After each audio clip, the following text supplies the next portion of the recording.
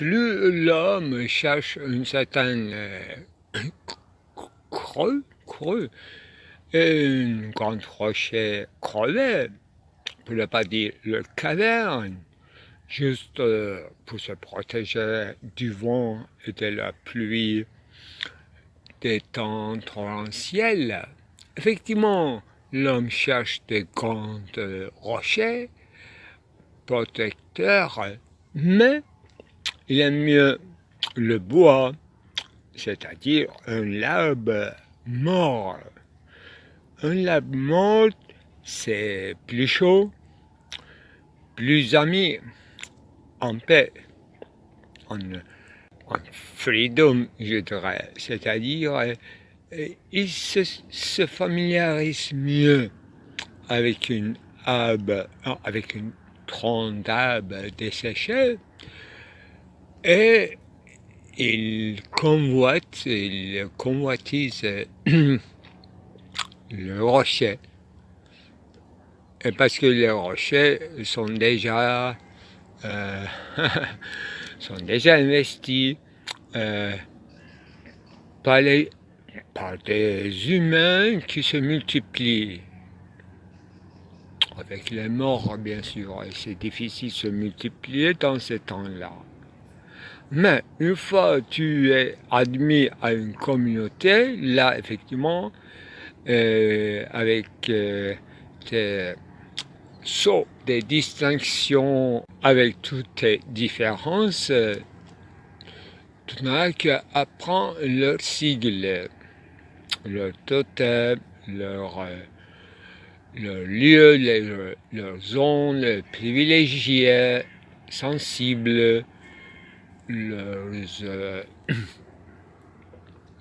faibles, les points faibles, leurs allergies. Là, les distances, c'est difficile dans une caverne à l'ombre. Là, l'homme a marché beaucoup. Il s'est reposé dans des fréquentes ombres. Parfois, il est resté sous le soleil aride. Il a appris à articuler quelques mots. En faisant des bric-à-brac, il a commencé à chanter Mavilim, Mavilim, Mavishim, Mavishlandin, Gene. Ceci veut dire que bleu, bleuti, mon bleu bleuti, encore bleuti, un corne bleuti, encore nez et bleuti, bleuti, bleuti, mon bleu bleuti. C'est un chant archaïque que tout le monde connaît, et en travaillant, spontanément, commence à chanter cette chanson bleutie, qu'on appelle chanson de maçonnerie, dont les sigles sont gardés comme ça, sur les pierres taillées, dont on n'oublie pas les sigles, et on en fait chacun une lettre de l'alphabet pour transcrire leur voix avec les sigles qui sont complètement bricolés. Ils sont ramassés de droite à gauche parce qu'ils ne travaillaient pas ensemble, ils n'avaient pas un seul sigle, ils n'avaient pas une monnaie frappée impériale despotique, mais ils étaient, selon leur activité, c'est-à-dire savoir-faire, ingénuité ou acuité ou des agilités, ils s'étaient différenciés leur sigle afin qu'ils trouvent à l'étranger, non pas chez vous, en fait. Personne ne peut trouver du travail chez soi. On ne travaille pas chez soi, on se nourrit par la frugalité, mais on travaille chez l'étranger et sous l'écran. à travers un écran de sigles ou de sceaux. Sceaux veut dire serrer la main, s'il s'assied, utiliser comment, argile mouillée pour écrire un contrat de travail à longue durée. Pourquoi? Pour construire une bâtisse pour l'éternité, c'est-à-dire les pyramides, si vous voulez, les murailles, les cathédrales, ça durait de 6000 ans avant Jésus-Christ en Égypte dans la construction de pyramides et jusqu'à 14, 15e siècle, même pourquoi pas dans le monde de sponsors artistiques toujours, c'est-à-dire les marques déposées, ça existe toujours, mais personne ne songe d'en faire un alphabet, utiliser une langue. Si, effectivement, c'est déjà arrivé, avec toutes ces abréviations dans le langage courant en business ou dans le milieu social, ça nous a habitués à une aliénation, bien sûr, parce que le signifiant n'a rien à voir avec le signifié, c'est notre droit de littérature aussi, d'où surgit notre droit de littérature, mais eux, ils font ça par un certain prosélytisme de milieu de travail pour ne pas faire entrer les autres étrangers, eux-mêmes étant étrangers. Donc une ségrégation, une discrimination, une compartimentalisation, si vous voulez. Une différence, c'est ça. Hostilité et des petits communs de amitié. Non. Tout est richtig, c'est-à-dire sous l'édige des lois, loi nomos, c'est-à-dire la voix du plus fort. En général, ça se passe comme ça. Je décris actuellement mieux que évolution préhistorique jusqu'à autant de constructions de grandes cathédrales en Europe et toutes ces colonies de transplantation, pourquoi pas transplantation d'organes. Ça aussi c'est un secret de métier qu'il faut bien garder sous le sigle, sur les apparences, sur les aspects. Eh bien, j'ai l'air plutôt d'écrire une petite maçonnerie, entre guillemets, de quoi? Des immigrés qui seraient installés dans n'importe quelle métropole actuelle au XXIe siècle, soit en Chine, soit au Japon, soit Thaïlande, soit Dubaï, soit Turquie, pourquoi pas, sauf Hongrie. L'Amérique, c'est un exemple qui nous a appris beaucoup de choses, mais Amérique du Sud, c'est encore éclatant comme exemple. De quoi parlons-nous? De Abwesenheit, une essentialité de l'homme. Il me semble que dans nos îles, on a interdit tout cheval. Cheval, on en a beaucoup. On en avait beaucoup. Ils étaient laissés pour mourir à se promener, comme s'il s'agissait d'une île déserte. Mais moi, en me promenant, je trouvais vraiment des ossements surtout les céphalies, suspendues sur les arbres.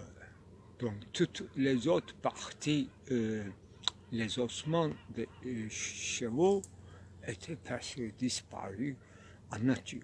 Effectivement, moi je croyais que dans mon enfance qu'il s'agissait de totems et des rituels très spéciaux que je ne peux pas comprendre. Mais je comprends maintenant que les chevaux ne méritent absolument pas ces îles. Moi-même, je suis Cueillan, ça veut dire un cheval à chômage, un cheval délaissé qui a terminé ses années de travail, n'est-ce pas?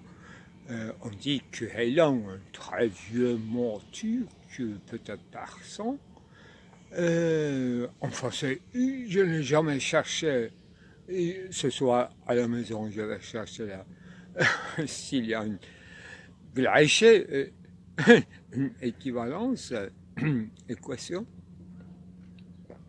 Bien moi-même, je me disais, je suis un cheval en chômage qui cherche quand même un bel endroit pour mourir, tout simplement. Seulement mes ossements dans une croix d'une grande roche comme ça. Là, je mérite au moins ici, là. Vous voyez, ce creux à Hölderlin. Là, il faut des failles, des fentes, pour qu'il y ait un séjour. Sinon, de quoi parlons-nous? Là, c'est presque...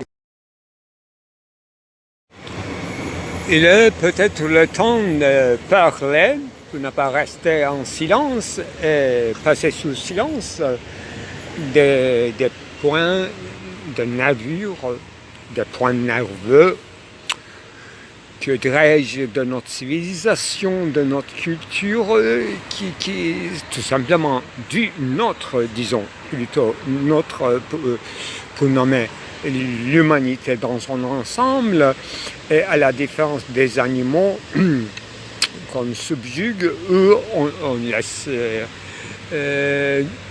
tranquille, c'est-à-dire s'en laisse dans une indifférence. Ils nous guettent, à force de nos yeux, c'est-à-dire notre capacité faible de vue, on les guette, mais plutôt avec les appareils de capture photographique automatiques, etc. On ne peut pas voir les animaux, mais eux, ils nous guettent. Ils suivent notre histoire. Notre histoire, c'est une grande mot. C'est-à-dire notre séparation des animaux. Les animaux, on ne sait pas si il nous a dit adieu. Et allez-y alors, si vous sortez du forêt, de votre maison, vous ne retournerez jamais. Vous pouvez venir pour vous promener, mais ce ne sera pas du tout de la même façon. C'est votre façon de, je dis pas colon, vous parleriez avec les arbres, avec les champs, mais vous ne saurez pas ce que vous dites, parce que vous auriez à ce moment-là, dans ce moment de retour, soi-disant parmi nous, vous auriez capable d'une parole que vous ne comprendriez même pas ce que voulait dire cette parole que vous avez acquis en nous quittant. Nous n'avons jamais nous ne vous avons jamais quitté, nous vous considérons encore comme des animaux, mais un peu différents, un peu aliénés quand même, un peu bizarres, un peu, je dirais sans pensée. Vous prétendiez que vous êtes capable de penser une zone logone, icône, capable de parler et de penser en même temps. C'est extraordinairement joli comme idée qui sonne bien à l'oreille, mais vous n'avez plus d'oreilles, vous ne captez pas la sonorité, véritable cri du forêt, vous êtes inaudible, c'est ça. Si les animaux parlaient à nous, ou bien envoyaient des lettres avec leur caca, en signant avec leur caca, et dans un mouvement nerveux, parce qu'ils inquiètent de notre présence parmi eux. Ces animaux-là, effectivement, ils ont tous davantage de se cacher de nos yeux, de notre champ de visibilité qui est quand même limité par rapport à eux, parce comme ils ont une multitude, donc un champ qui s'arrête à 1 degré, l'autre espèce d'animaux complète le champ. Il y a une chaîne entre les espèces qui se communiquent sans avoir besoin de la parole, rarement des signalistiques. Oui, il y a des signaux, bien sûr, ils se communiquent avec les cris, mais pour dire rien, c'est-à-dire c'est un langage simple qui fonctionne beaucoup mieux que le nôtre. Nous, effectivement, dans une chambre de bataille, imaginons une multitude d'hommes sans organisation, soi-disant préparés et habillés différemment. Et il y a un partage des rôles et des barricades, je ne sais quoi, artillerie, etc. Mais sans disons, sergent qui aura, soi-disant, capable des universaux, c'est-à-dire des vérités prédicatives, des réalités, des vérités de l'ordre général, et dans les cas précis, complètement conjoncturels et à la merci du terrain, il inventera des règles propices suivant le cas. Oh là là là, quel génie, ce sergent ou le commandant en chef de l'armée en présence avec son épée sous une cheval en plus, sur un animal qui n'arrive même pas à sentir. Alors là, vous les humains, vous êtes encore pire que certains animaux, les sauterelles, par exemple, ils communiquent avec les nuages, et ils deviennent de temps en temps des nuages de sauterelles sauvages, etc.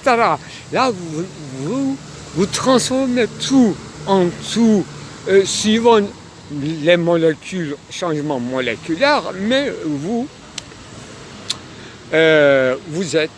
oubliez quand même ce petit mot qui voulait dire tout simplement une image. Je répète votre Aristote, zone, logone, icône, vous êtes des icônes. Icône, ce n'est pas une faculté qui vous est répartie. Oui, chacun de nous sommes des facultés, c'est-à-dire des icônes. Icônes, ce sont des images de l'éternité. Image veut dire un arrêt sur l'image, arrêt sur l'éternité, l'arrêt sur le flux du temps, l'arrêt sur l'éternité. Voilà, c'est simple. Éon, vous connaissez le mot éon. Ce qui existera-t-il toujours, existeront peut-être. Si vous permettrez, existera. Vous connaissez la chanson, mais vous ne chantez pas des chansons intelligibles.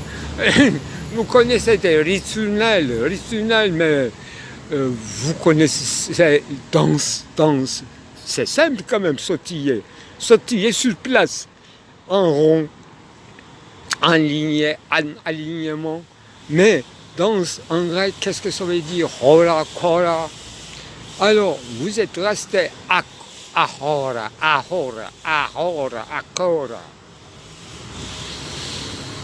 Le pire, c'est que vous avez inventé des demi-dieux, enfin, entiers dieux, mais demi-animal, demi de chevaux, c'est-à-dire humain.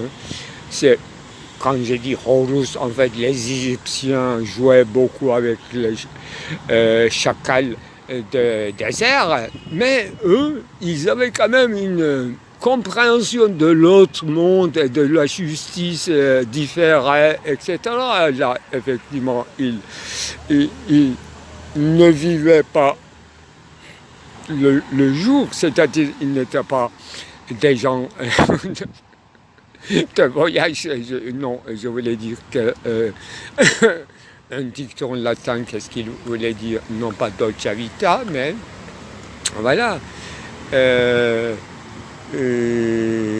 Dies,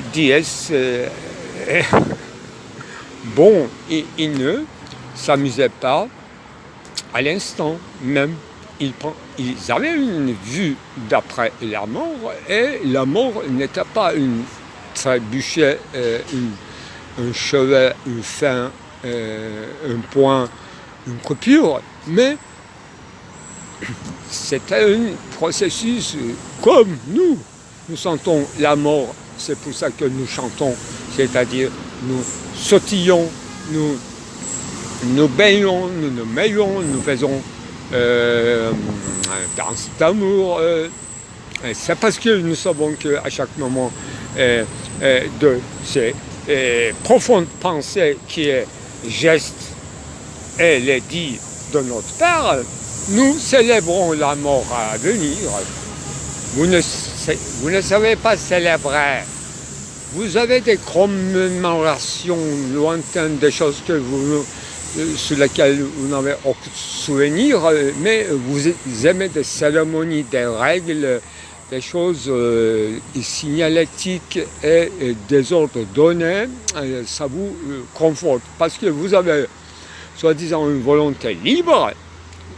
Autrement dit, une volonté libre, c'est que vous êtes sans issue, c'est-à-dire en aucun moment sans guidage, sans règles, sans sans être soumis à une règle, à un apprentissage sur le contenu desquels vous ne savez rien du tout, ni son enchaînement, ni ses génésis, ni son futur implication. Mais dès que vous avez une règle, une formule qui fonctionne, une mathématicité et une mathemata, là, vous fonctionnez et vous vous sentez tranquille. Vous avez une impression de nous connaître, nous, dans les leçons d'anatomie, vous connaissez quand même notre évolution d'une espèce à une autre, chaque organe a une fonction, etc. Mais pour faire quoi? Et vous avez de la même façon des organes, et pour faire quoi? Quelle est l'organisation finale de vos organes intérieurs en bios qui vous incite, non pas, oui, vous écrivez des livres qu'on appelle des dissertations sur un sujet précis, régional, qui recoupe l'autre région, mais c'est seulement après coup que vous comprenez qu'il y avait la même chanson qui est répétée 2 fois dans les différentes régions et vous n'arrivez jamais. Ramasser en une science totale, un savoir absolu qui nous concerne, qui nous inclut avec vous, vous êtes toujours à part et parti du forêt et revient pour nous capter comme des animaux en captivité du roi de Chine, etc. Et vous vous amusez. Oui, vous avez de gueule et vous êtes très amusant. Pour nous, amusant. Qui amuse entre muettes, la muette s'amuse avec vous.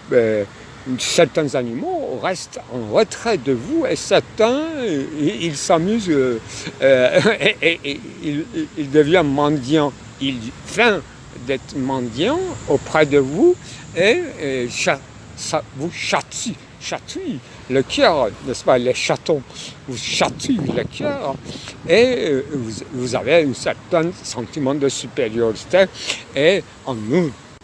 Cette fois-ci, dans une seconde histoire, dans une seconde vie que vous avez offert heureusement à des animaux, domestiqués ou non domestiqués, et après tant de manipulations génétiques, les petites chiottes, chiens, qui ont un espoir de vie par rapport aux chiens sauvages, très peu. C'est dommage que vous avez joué aussi avec génétique sans savoir. Tout en connaissance de cause, vous auriez resté en silence, plus que muet, et dans une profonde pensée, et sans une action réciproque. Oui, je veux dire quelque chose. Vous avez d'ontologie, logique, même transcendantale. Vous avez des catégories. Qu'est-ce que ça veut dire une action réciproque? Vous n'avez aucune idée de surdétermination. J'ai commencé à mon discours en parlant de points nerveux, nervures, les points sensibles. Là, si vous n'arrivez pas cette capacité, Aikon, en tant qu'Aikon, en tant que cette capacité dynamisme ou cette énergie-là que nous voyons toujours en effervescence pour tourner en rond, toujours, et qui va, et qui n'arrive à... Bon, c'est la jubilation, on peut le dire. J'ai fait tout ce que je sais faire dans le théâtre, dans le cinéma aujourd'hui. Le cinéma, c'est une chose vaste, et comme corporellement, physiquement, psychiquement, chacun de nous est limité, donc théâtralement aussi. On fait ce qu'on peut faire dans nos limites. Mais le champ d'immanence que j'ai tracé à l'époque, c'est tellement large, ponctué, fragmenté, discontinuité, périodique, mais je retrouve intacte quand même la maison parentale, intacte. Personne n'a touché le ciel ouvert encore, le foyer est bien Erinnerung, c'est-à-dire je me souviens de ce temps-là où je cuisinais dans cette kitchen, dans la cuisine. Là, je lavais la vaisselle, c'est un peu cassé, j'effleurissais la vaisselle. Là, enfin, le bassin de vaisselle, c'était plein de fleurs. Il faut trouver ces vidéos-là. Là, le coin du feu, eh bien, salle à coucher, avec une dessin de lit sur le mur. C'est quand même rudimentaire. Tout commence avec l'imagination. Eh bien, si les fenêtres sont ouvertes, grandes ouvertes à la nature, c'est-à-dire renaissante toujours, il ne faut absolument pas restaurer cette maison parentale. Parentale, je veux dire, c'est pas mes parents à moi, c'est nos ancêtres à nous. Là, effectivement, il faut garder, sauvegarder comme une véritable installation vivante, toujours parce qu'il y a beaucoup de vivants, des vermines, des vers de terre, et l'eau est coupée, mais ça ne fait rien, parce que personne ne vit plus longtemps. Il n'y a que des passeurs d'Hadès, qui s'initient, qui font initier. Mais dans les cimetières, quand même, j'étais disloqué ou bloqué pendant toute l'après-midi. Là, il y avait de l'eau partout.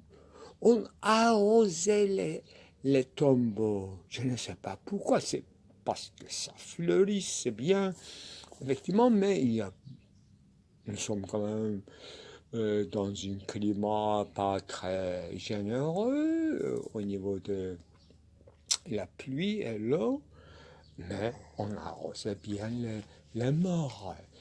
Arroser la mort, effectivement, ça a un sens, je crois, en français, c'est-à-dire boire du vin dans un cimetière. C'est tout ce que je puisse faire pour eux, en tant qu'Erinnerung, c'est-à-dire à la façon que j'essaie de carthagien de Saint-Augustin, qui raconte ces oscillations, mais il y a un racinement tellement fort où nous trouvons sur le chemin de pèlerinage, plutôt sur le chemin de croix, Golgotha, et tout de suite des cimetières. Là, on a envie de se reposer quand même. Épisodiquement, c'est Heimatweg, c'est ça, Heimatweg, comme disait Novalis, c'est la nostalgie de la maison, tout simplement, la maison. En français, c'est un peu bizarre, cet homme qui vient le manoir de quelque chose comme ça. Effectivement, un manoir ne fait pas tout seul. Il faut des domaines, dominion, dominer, dominion, domination, dôme, la dôme. Là, il n'y a pas de dôme, c'est ça. Tout est crucifié là, à creux. Une morale du vivant a des effets d'inceste bannis de sa perfection. Il était un nageur jeune de naguère, un poisson plongeur, volant aux ailes en paralecte, raide et immobile sur un irréel cousin ou lit gonflant, observant même les yeux fermés les proches collins, distingués de loin d'une vibration fébrile sur ses joues et épaules, fixé en flexité imperceptible, le mouvement de spasme de diaphragme qui se distribue en l'air sur 7 étages successifs en ondulant les cercles aussitôt apparus que dissipés, des irréelles paraboles pour élargir des champs sans épuiser de ses ressources, d'une entièreté rare, d'une étoile filante qu'on ne peut douter de savoir sa bonne direction, sans intention de gâcher le voyage pour l'arrivée, s'apprêtant à s'exténuer pour une chute libre qui n'est au fond qu'une astuce pour mieux remplir ses poumons sans effort de sa part, en regagnant le vide laissé par lui-même en une successive règle qui ne nécessite même pas tant calcul qu'un laisser toujours plus haut tomber, un chute vers les hauteurs dont la directionnalité ne se guidant que de par son propre vacuité, soit aérée, soit bloquée, vacante, vacuum, va-et-vient, sans méditation qu'auto-réfléchissement instantané qui se divise en se multipliant à un mouvement perpétuel, indistinct d'état, de stance, un statut défiant l'ordre le plus préliminaire des pesanteurs qui arrivent à réussir de rester toujours dans la même quantité d'énergie pour donner l'impression de ne pas bouger, ni dispenser d'électricité pour se visualiser, ni à se contempler dans le miroir d'autres qui n'est qu'encore lui-même dans un noir contraste qui donne l'impression de se déplacer sur une ligne invisible, mais bien tracée. C'est des cadavres coulants qui ne servent que à des simulacres pour rester toujours identique à lui-même, sous le titre qui s'entête en derechef pour y rester même, et sans se décomposer face ou au-dessus de terre comme à une tortue magique qui se séjourne en chemin sans se secouer en sexe opposé dans des rares moments d'évolution, en abondance et entassés comme des perles en cailloux.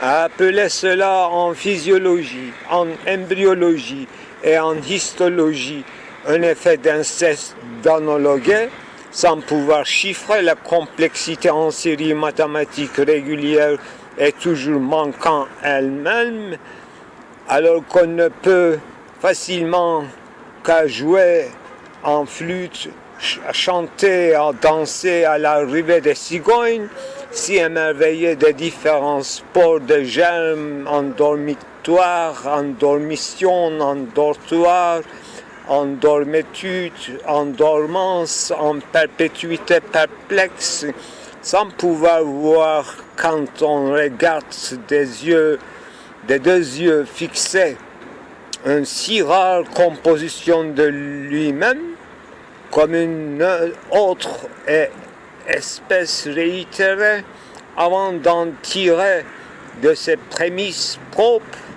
en permissivité des objets objectivisés, ne lui offrant que l'origine et la mêmeté qui en maîtriserait la technique, si finie de perfection que la langue devient lassant comme idole sans parole et mouvement de surprise, un ombre aussi fade que l'original, qui ne font qu'un pour exister à s'avancer, en un si funeste désir de superposer en sa division constitutive.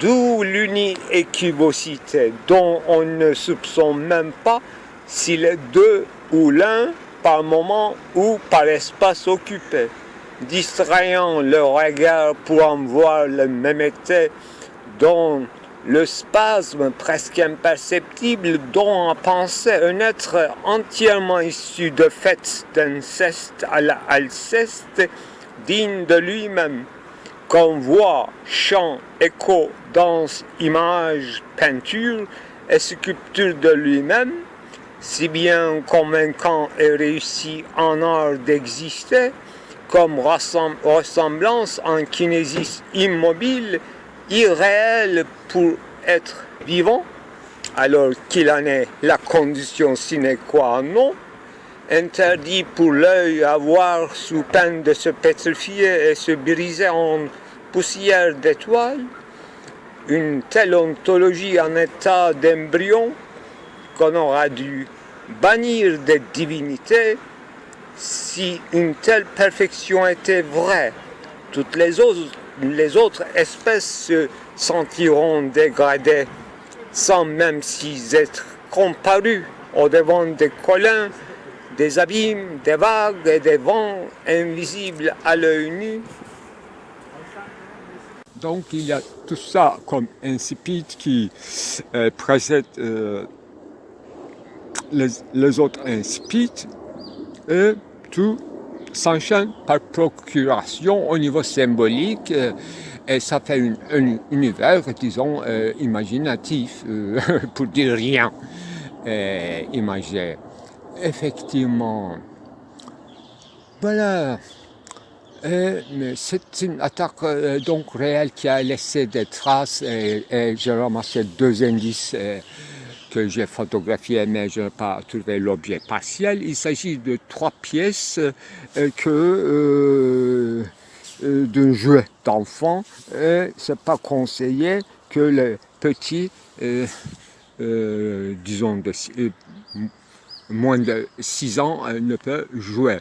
Il y a des avertissements en 6 ou 10 langues, et j'ai lu l'avertissement en français sur ce qui reste de ces 3 pièces inexistantes. Il n'y a que des marques déposées et des étiquettes et les avertissements comme morceaux, comme pièces à conviction. C'est ça, l'insipide, c'est ça, pièce à conviction.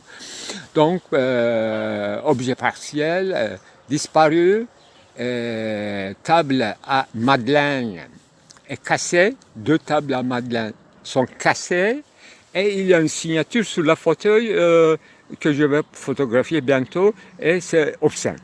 Donc il y a une menace par écrit, avec un stylo blanc sur un tissu de fauteuil blanc, très propre.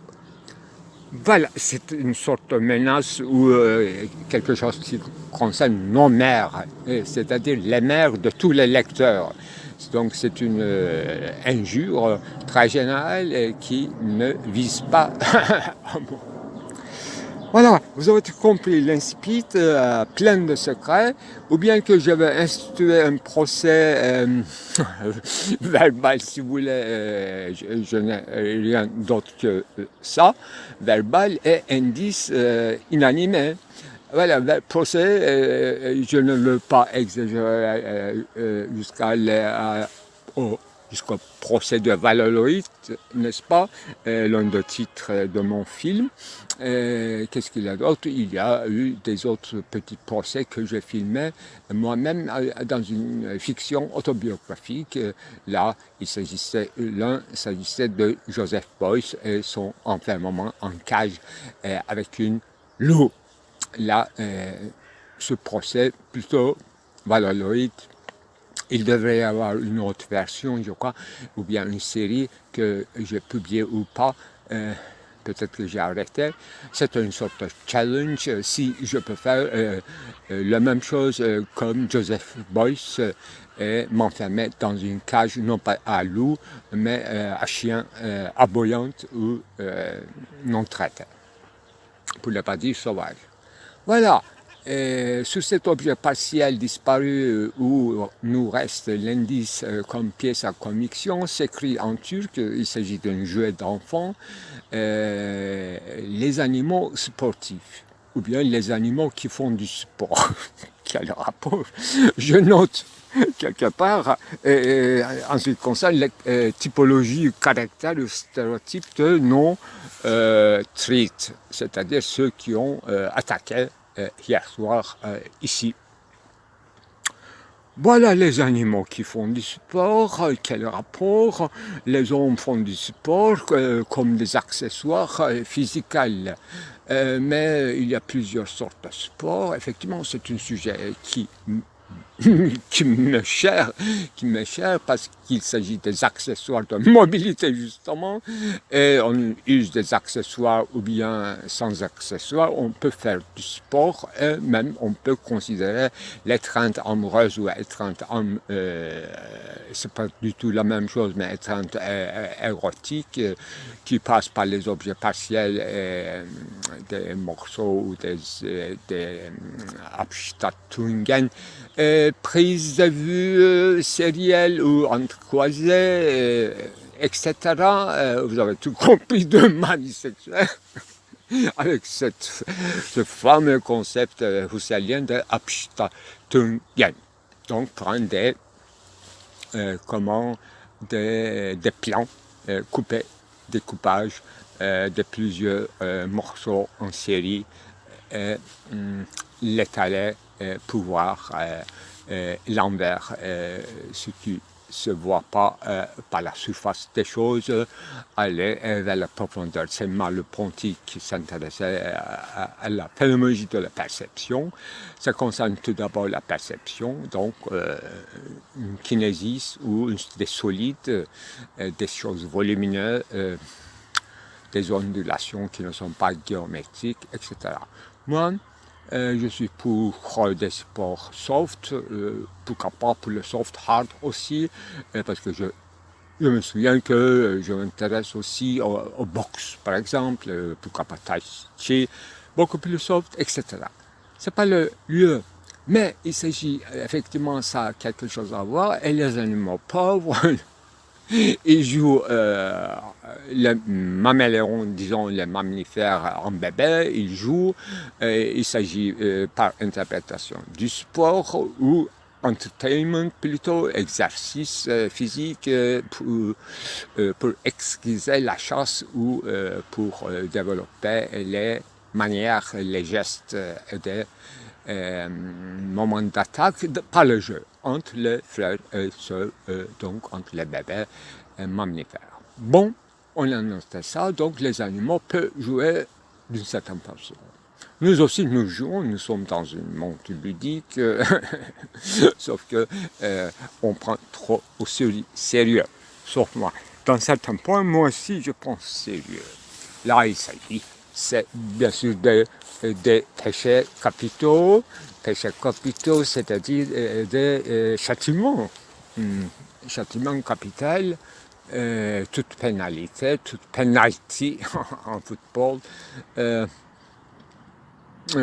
comme un jeu réduit des conflits et des rivalités entre les hommes, se résumerait en cristalline dans ces jeux très anglais comme football, mais pourquoi pas football américain et l'autre baseball, rugby français et ce bizarre jeu anglais qui s'est enraciné en Inde, comment ça s'appelle, j'ai oublié son nom, bon, hockey, quelque chose comme ça, qui a quelque chose à voir avec les déserts et les Turcs sur chevaux qui jouent un certain hockey avec les chevaux. Voilà, quand j'ai dit turc, effectivement, moi aussi, j'avais envoyé une lettre, plutôt une carte, non pas carte postale, mais une carte véritable qui se constitue de plusieurs planches très solides, et j'avais déposé sur le fauteuil avant de partir, je crois, vendredi soir, ici même, dans ce salon, en plein air. Donc, c'est contraire de théâtre à l'italien, interprété par Philippe Solers, là où parlait de trois murs, dont le quatrième est absent, et il s'agissait d'un théâtre à l'italien. Là, effectivement, il n'y a aucun mur, mais il y a un certain camouflage fait par les verdures des arbres, et donc il y a une seule ouverture. Ça, effectivement, c'est par là que je regarde vers l'horizon et je parle. Et non pas, je choisis mon fauteuil préféré et je regarde vers l'ouverture. Donc à cette à ce mur absent, justement. Voilà, un incipit quand même qui prend des formes. Et j'avais déposé une carte dont le contenu était des Moyen-Âge et les croisades. Avec les plusieurs planches, on montrait pendant l'état de Grande Selçukide, effectivement, tous ces chevaliers qui sont descendus de l'Europe, de l'Allemagne, de la France, de Belgique, et d'Espagne et de Portugaise, en passant par la Grèce, pour aller vers le Sinope et descendre vers la terre promise à Jérusalem avec plusieurs voies choisies. Voilà, c'est l'un de mes films, effectivement, s'appelle, ça fait même début de cette série de printemps qui s'appelle Sarrazin ou Sarrazine. Effectivement, j'ai écrit une longue poème et j'ai annoté, j'ai commenté en film.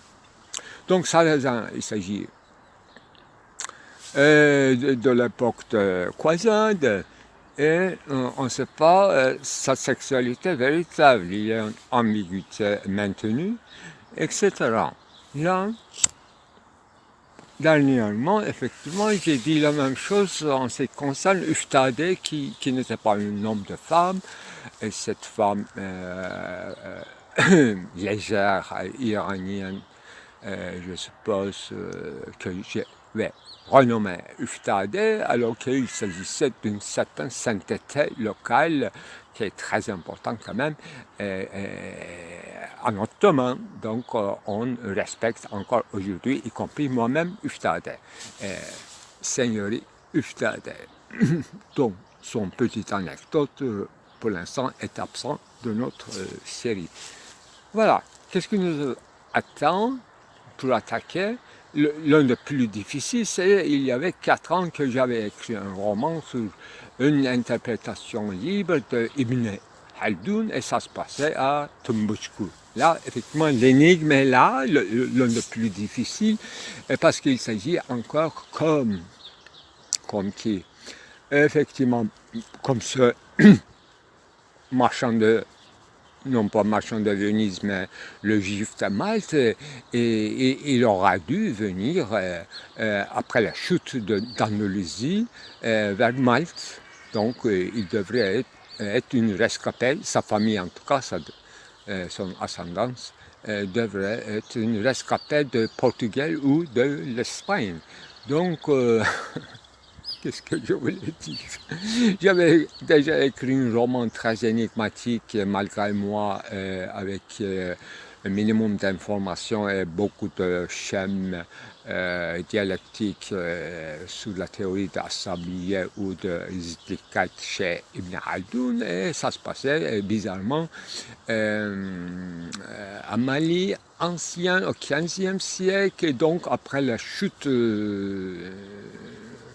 disons, immédiate de l'Andalousie. Donc, les principaux personnages arabes ou berbères, d'origine yéménite, je suppose, venaient.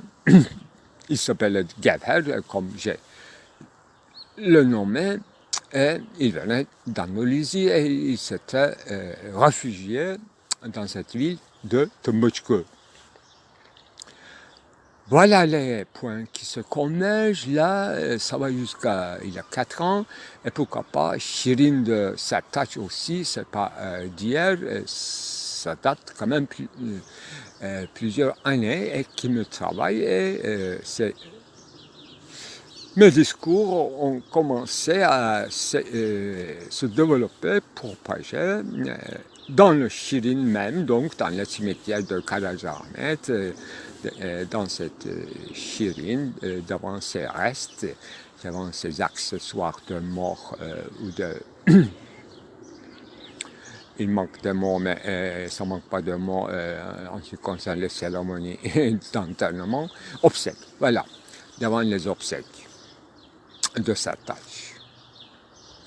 Les obsèques obsédé. Je suis obsédé par les obsèques là où il était vivant, c'est-à-dire non pas sa tâche, mais les cérémonies d'obsèques, c'est-à-dire, comment dirais, bienfaisance ou des bienfaiteurs dont son père qui donnait à manger au peuple, aux pauvres,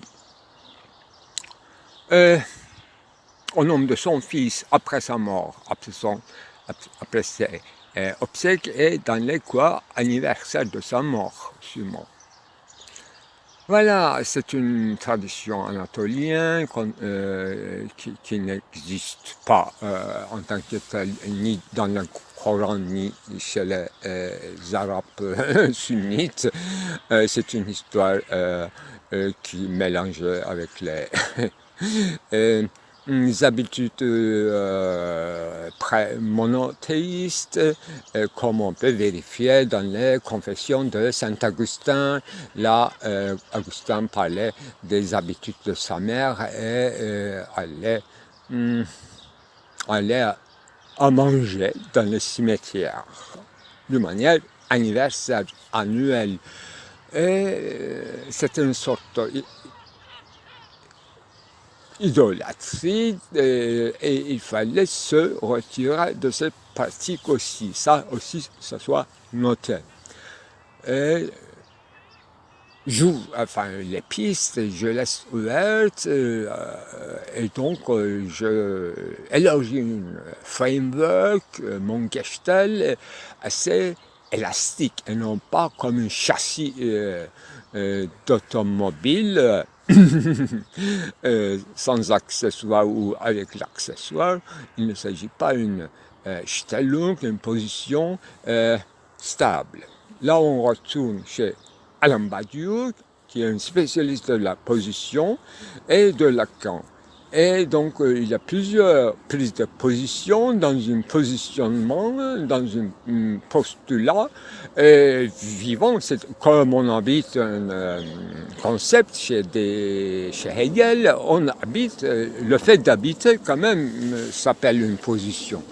Donc déjà une prise de position. Mais il y a plusieurs sortes de prises de position et en tant que lacanien psychanalyste, il distingue tout de suite une sorte comment dirais-je, foreclosion dans le positionnement, un enfermement dans sa position, donc prendre trop au sérieux son position et sans savoir être otage de sa position, donc être enfermé dans une géole qu'on peut nommer n'importe quel soma. Donc toute sémantique, tout séma en grec se produit à l'intérieur de cet enfermement de foreclosion, et cette position est le pire des choses, et c'est le fascisme, c'est le dogmatisme, etc. Et c'est la psychose, d'où la psychanalyse intervient.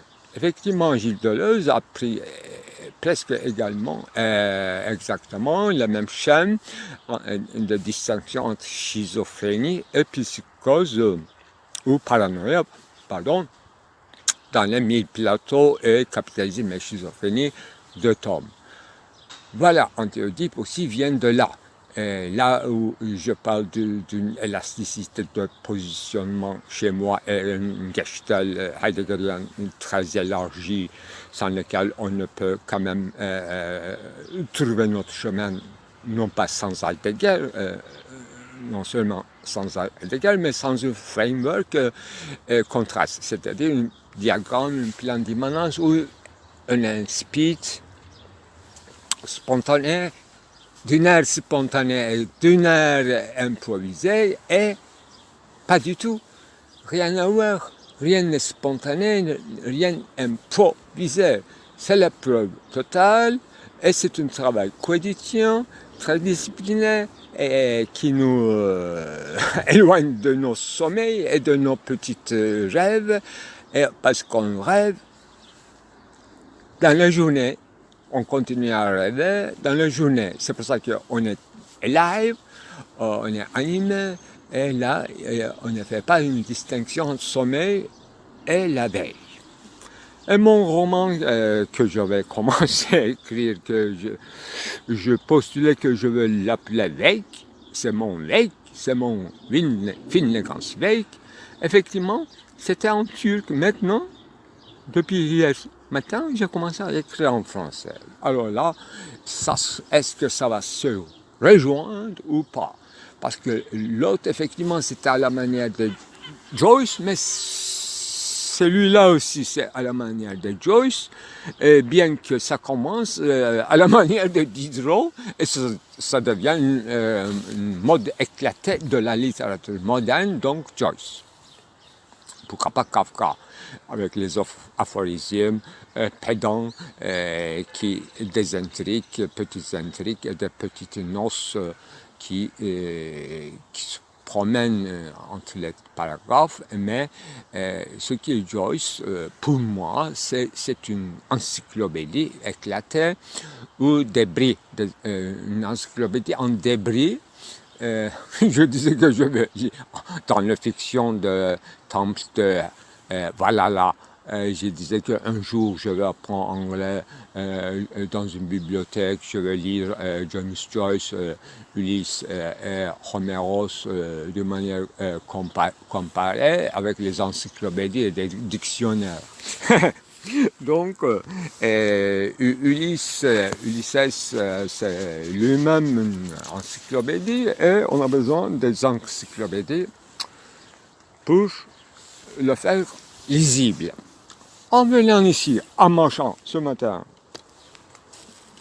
alors je me disais justement, l'incipit ça aussi, il faut ajouter que je me promène dans une musée en plein air. Je marchais dans les rues et j'ai trouvé un objet quand même partiel, même décousu. J'utilise troisième fois dans 2 journées ce mot qui a plusieurs sens, décousu. Mais cette fois-ci, littéralement décousu, parce qu'il s'agit d'un tissage qui est fait sûrement par une femme et laissé à moitié, et ça commence à être décousu, et non pas par vieillesse ou par usure, mais c'est une œuvre laissée inachevée. Donc, work in progress, que ça se termine, mais ça va terminer un moment, et ça aussi. Et cette dame avait jeté son sac qu'il a lui-même, elle-même tissé, mais incomplet parce qu'il n'y avait pas une bande pour porter. Mais le sac était complet. Et l'autre, c'était déjà une tierce d'un sac qui allait très bien, mais, comment dirais-je, paletons, les paletons sont restés encore pleins et le sac n'est pas terminé. Là, effectivement, on peut enchaîner plusieurs choses, mais d'abord à cette histoire de musée en plein air, ou bien une encyclopédie ou, de mythologie grecque ou Moyen-Orient ou Extrême-Orient, etc. C'est-à-dire que je me promenais dans ma tête et je trouvais des objets partiels, j'en déchiffrais immédiatement la signification et cet objet devenait vite mon attachement et je l'ai nommé. Et cette fois-ci, effectivement, le thème général, c'est Pénélope. Donc, je peux dire dans cet incipit de manière insipide, je peux confondre les mots, mais de manière insipide, ça peut être autre chose, mais l'insipide, comme introduction, comme épithète, un prologue, ça peut être autre chose. Ça, je vérifiais. Voilà. Je me disais que ce matin, en venant chez moi, entre guillemets, ici même, au fauteuil sur lequel je me suis assis, et avant de constater l'attaque virulente ou virulente, mais sans effet, sans dégâts, et il ne s'agit pas d'une péché capital, mais une simple menace qui est due sûrement à une rivalité entre les hommes, dont l'un est moi, sûrement. Donc je me disais en venant que je me suis rencontré Pénélope, et mon Pénélope, effectivement intimement lié à cette pérégrination, disons, oedipale. Et c'était un couple bizarre, Oedipe et Pénélope. Et là, effectivement, c'est devenu tout de suite mon histoire interminable. Là, effectivement, je me demande si je suis Pénélope qui est en train de tisser, découdre.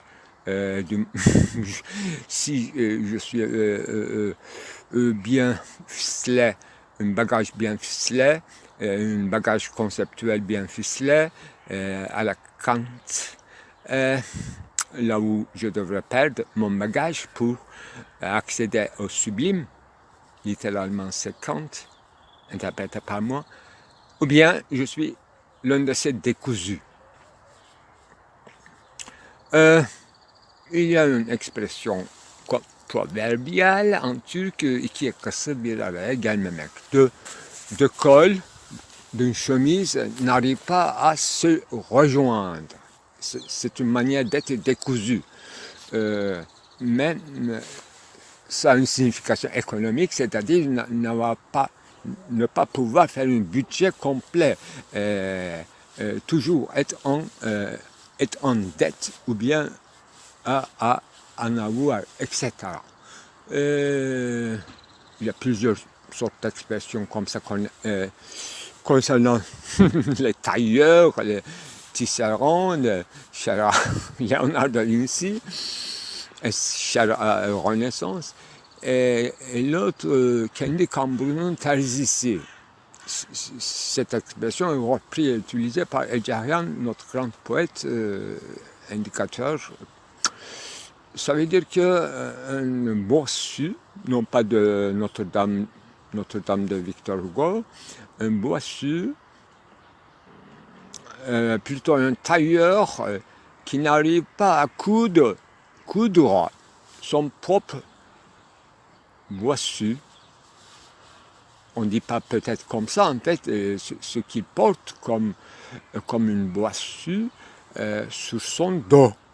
Il n'arrive pas à coudre, il n'arrive pas à trouver une solution à son handicap, à ce qui lui manque uniquement. Il est un tailleur parfait, peut-être, mais ou bien qu'il ne fait que ça, c'est-à-dire qu'en tant que métier, il est tailleur et il devrait coudre des habits aux autres, mais finalement, lui étant avant tout un écrivain, une métaphore d'écrivain, il n'écrit que son boissu, son handicap, ce qui lui manque. C'est son manque, donc être bossu, qui le fait travail. Je trouve très riche de sens. Les autres n'interpréteront pas peut-être comme ça, mais je trouve très éloquent les proverbes ou les idiomes choisis par Ecevit. Il y a une autre qui appartient également à Ecevit qui dit atından inmeden sevişmeyi öğrenmelisin. Voilà, c'est typiquement turc, à cheval et dans le désert de Tartare. Et l'expression dit que toi, tu devrais apprendre, mon fils, à faire l'amour, donc être en étreinte érotique ou amoureuse, sans descendre de ton cheval. Sur ton cheval à grelot, tu devrais apprendre à aimer, c'est-à-dire être en étreinte amoureuse. Tu n'as pas de temps pour s'arrêter pour les discontinuités, ni à te faire de festins comme chez Homéros, de Odyssée et Iliade, faire des festins, longs festins, dans les caravansérails, dans les manoirs sur la grande route de soie et de route d'épices, ou n'importe quel endroit de désert, n'importe où ou quelque part. J'ai lu un poème d'un poète quand même qui a censuré pas mal, et donc il écrit aussi sur la censure,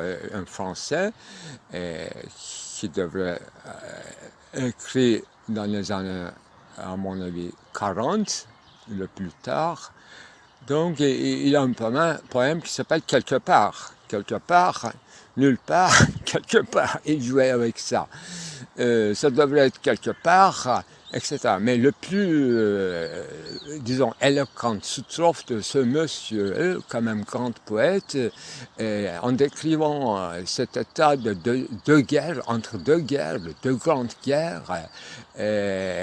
Effectivement, c'était tragico-comique. Là, effectivement, on mobilise, on remobilise pour la Deuxième Guerre mondiale, sans s'apercevoir que, sans savoir exactement si la première est finie ou non. Ou bien c'est la même guerre ou c'est une deuxième guerre, c'est vague, c'est très équivoque. Les militaires simples, enfin les soldats, ils croient que en fait, ce qui leurs pères n'ont pas pu achever, c'est eux qui vont achever. Donc c'est la même guerre, quoi. Même guerre, mais en deux épisodes. Ah là, je n'ai jamais entendu ça, bien que c'est plus que vrai, et ça m'a fait pleurer. On va quelque part. On va où pour faire la guerre? On va quelque part. Là où on va nous envoyer. On va être heureux quelque part. On va vivre quelque part. Je vais te envoyer des lettres à quelque part. Tu vas nous recevoir quand même à nulle part. Quand on est mort, l'être effectivement envoyé, ça arrive à nulle part. On trouve quelque part, ça ne vient pas au ciel, qu'on ne peut expliquer mieux. Quelque part, nulle part, l'être volé, mais l'être reste, c'est une pièce de conviction.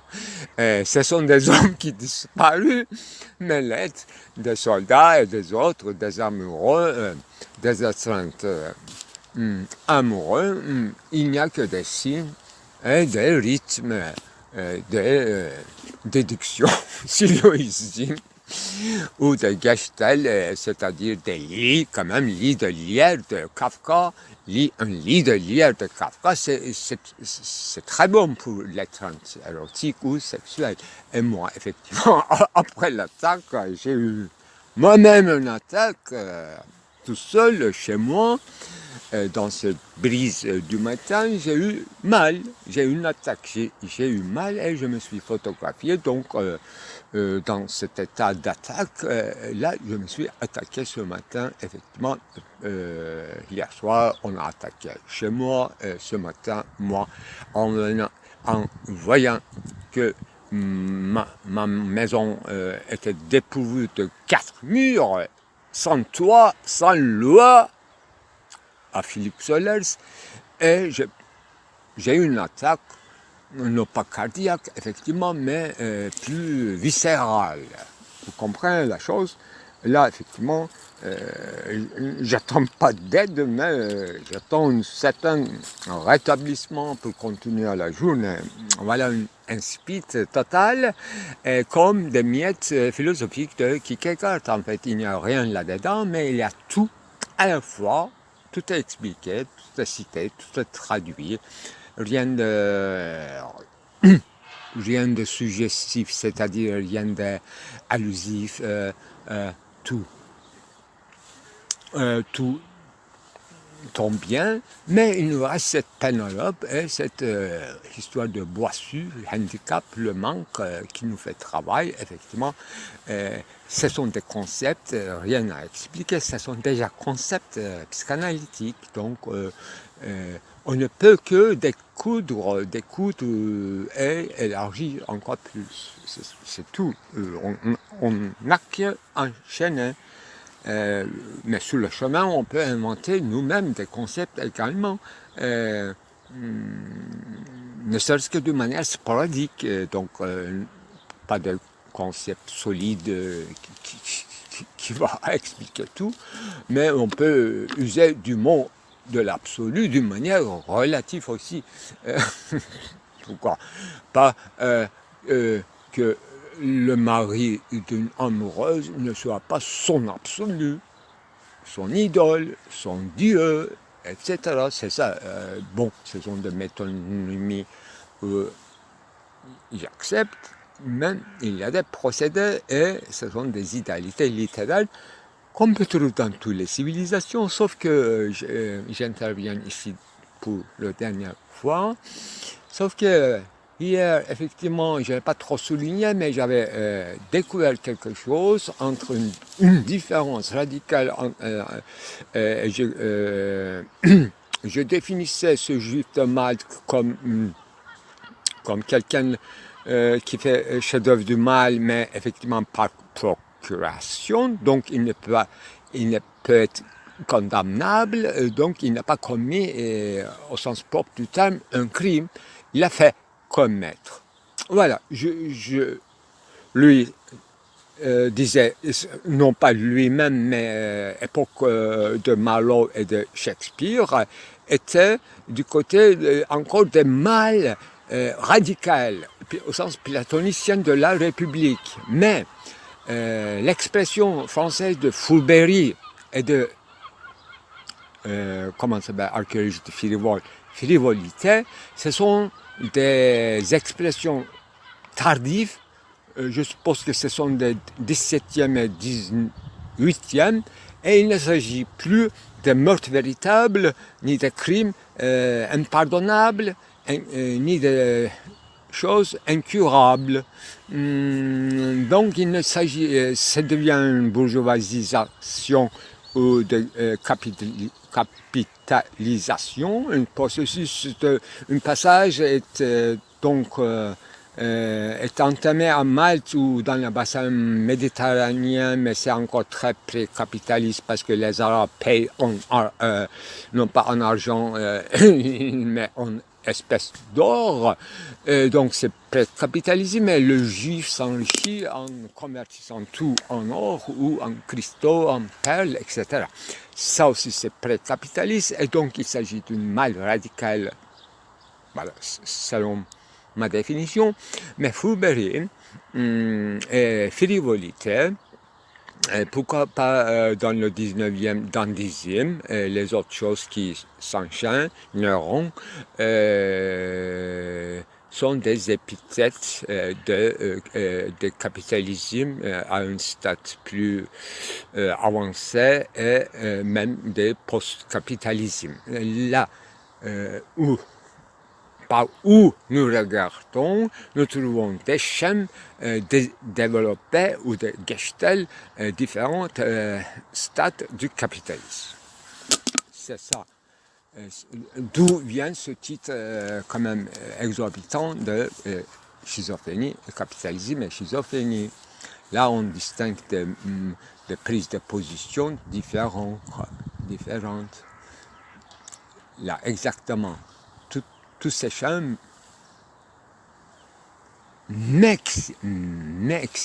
expliquent à moi, sinon j'aurais pu devenir vraiment fou, expliquent à moi l'état dans lequel je suis divisé dans une communauté, dans une société, dans une époque. Sinon, je n'aurais pu rien comprendre.